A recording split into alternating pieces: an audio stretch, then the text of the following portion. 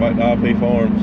Well, it's a beautiful morning, a little bit early for me, 6:45. Headed up to the farm this morning. Got a gentleman coming, doing some swapping on a couple of pieces of farm equipment. Well, actually one, swapping one for the other, a little boot. Then I've got another gentleman on the way that's bringing something, the big surprise we've been talking about. And like I said, I'll know more about that once he gets there, but I think we're golden on that aspect. And then once we get those dealings finished this morning, I've got to make about a 3-hour trip west towards the mountains and pick up 2 more items that I've ran across that I've been looking for quite a while. So I'm not really looking extremely forward to it because I'm riding solo again. My wife's feeling a little under the weather, and so is my dad. My buddy's got to work, so we'll see what we can do, but bring you along for a little bit of it and try to get some actual footage of loading, unloading, and horse trading and getting stuff for pennies on the dollar. Stay tuned, guys.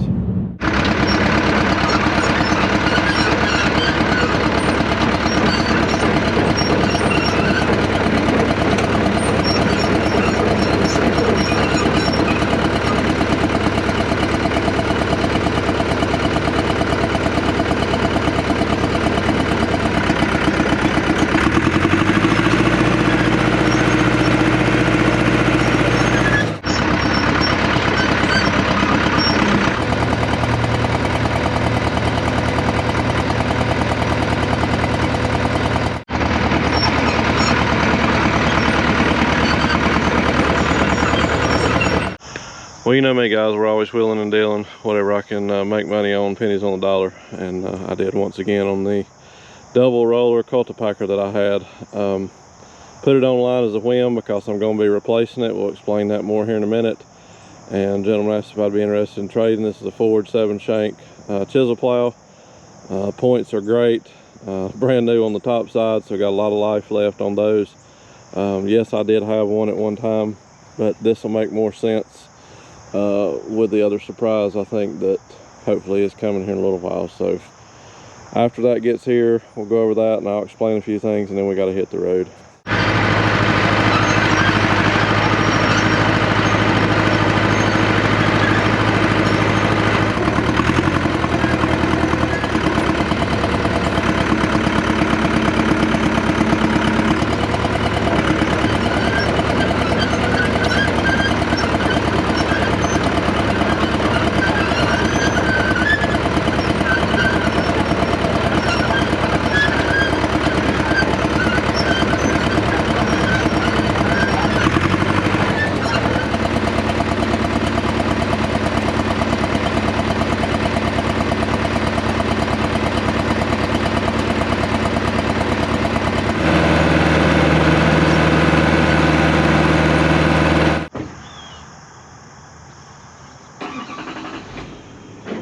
And there it goes, on to another home.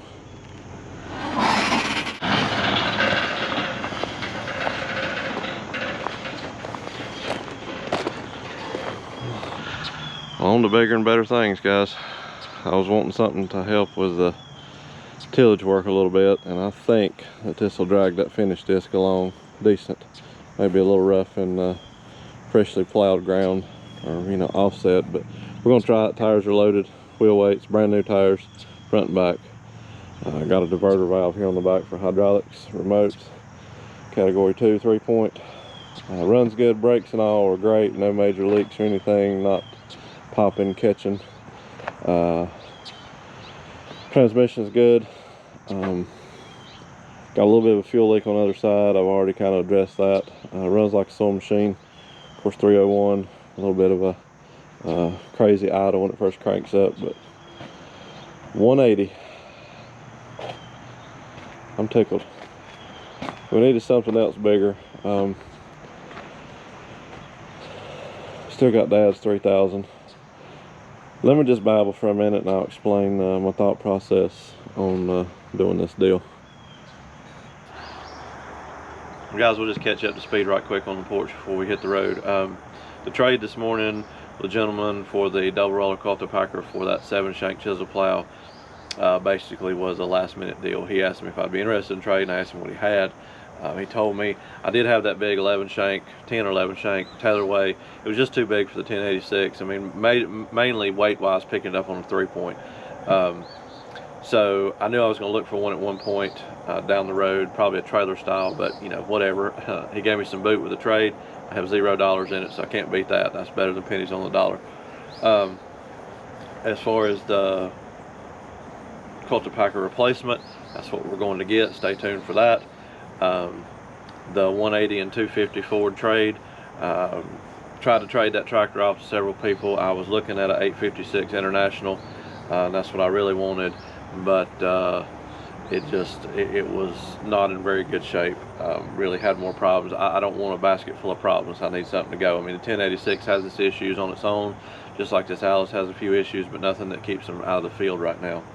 So talked to this gentleman. He's a Ford guy. He fell in love with the 250. As far as the videos and pictures I sent him, I went and looked at this Alice the other weekend.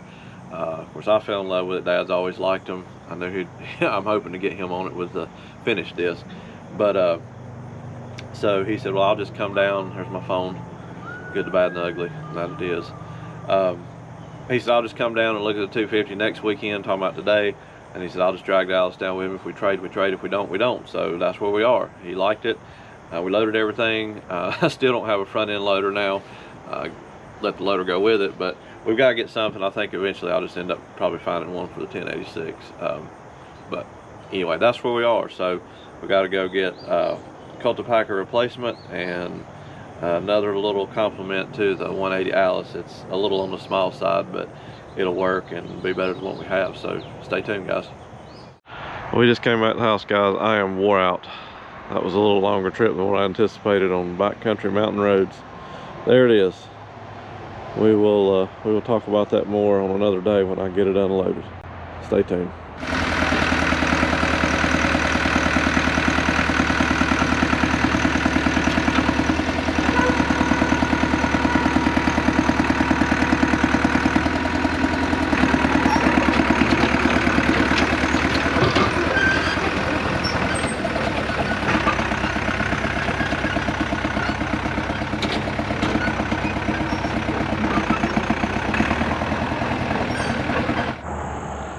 Well, guys, here's what the road trip consisted of. I showed you a little small clip when we got back to the house.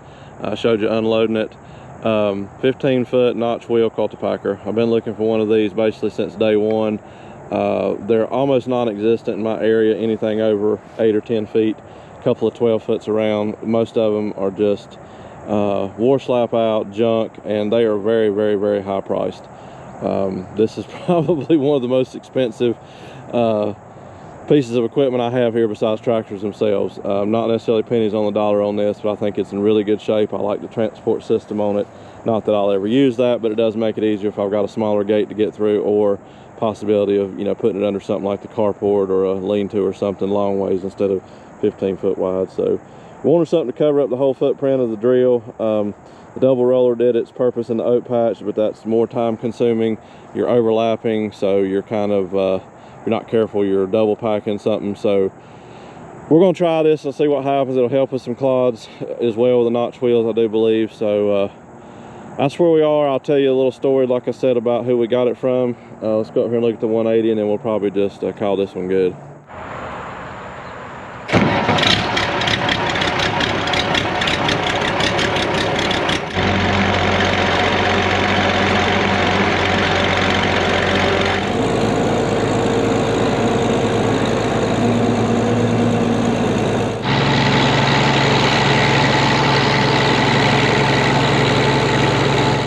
Pretty nice sight, I think. I love that 180. I always wanted one that series. Dad has too. I think we got a pretty good one. I mean, it's got a few flaws here or there. Of course, everything always does. I said before, I think that I've got a pretty good backing of people that know a lot about these particular tractors and Alice Chalmers in general. So I think any issues I come upon, we'll be able to address those pretty quick. But the finished disc here, that's what the main thing I wanted. Hopefully I can get Dad on it before long. If it does good in the worked up ground, we'll have to see. Tires are loaded and wheel weights like we talked about. Got to do a little hitch adjustment there, but you know, if we do end up with the drill and the cultipacker hooked together, that thing is pretty heavy actually. You know, not say the 165 wouldn't do fine with it, but you know, something, put a top on it and let Dad go to town with it. So that's where we are, guys. Walk around here and pull a spot up on the deck again, and call it good. Well, sorry about the sweaty shirt, guys. It's still pretty hot here in North Carolina. Hopefully you enjoyed this. It wasn't near as much action-packed as what I thought it was going to be. A lot of that's because I just get caught up babbling to somebody and I forget to turn the camera on. Got a little bit of footage of the chisel plow double roller cultipacker swap. Got a little bit of footage of loading the 250 and stuff up, and the Alice there. I think I did pretty good on that as far as, you know, my aspect of what I'm going to need. I think it'll be a good tool in the arsenal in the operation here. And then of course the cultipacker itself. That road trip was unreal. I had no idea it was that far. For some reason I thought it said 2.5 hours. It was 3.5 hours. But the story behind that is that the young man that I got it from has a YouTube channel of his own, and if I would have known that and shut my mouth long enough to turn the camera on, we could have got some good footage and talked about some things. But go over and check him out if you get a chance. I'll put a link in the description. His channel name is Wildberry Farms, North Carolina. Like I said, super nice young man. Actually, I had been following him and watched several of his videos for probably 2 years. Thought the terrain kind of looked familiar, but there's another person or another channel that's up around that way. I'm not going to mention any names on that. That I used to watch a long time ago, and so I think I kind of got the two mixed up. But once he said the name, yep, it makes sense. So definitely go over and check him out. Tell him Nelson IP Farms sent you. Stay tuned, guys. Hopefully we can get that Alice down here in the soil here before long. I've got to go out here and do some more offsetting. I got lime on the way. Hopefully time's running out on me quick. As far as my deadline, it always does. I guess that's welcome to farming. But if anybody's interested, I'll put a link in the description to IP Farms merchandise, Mad Moose Designs, hats, shirts, decals. I'll put a link in the description to his channel, Wildberry Farms, North Carolina. And we'll see what happens over the next couple days, guys. Really appreciate everything. Till then, thank you.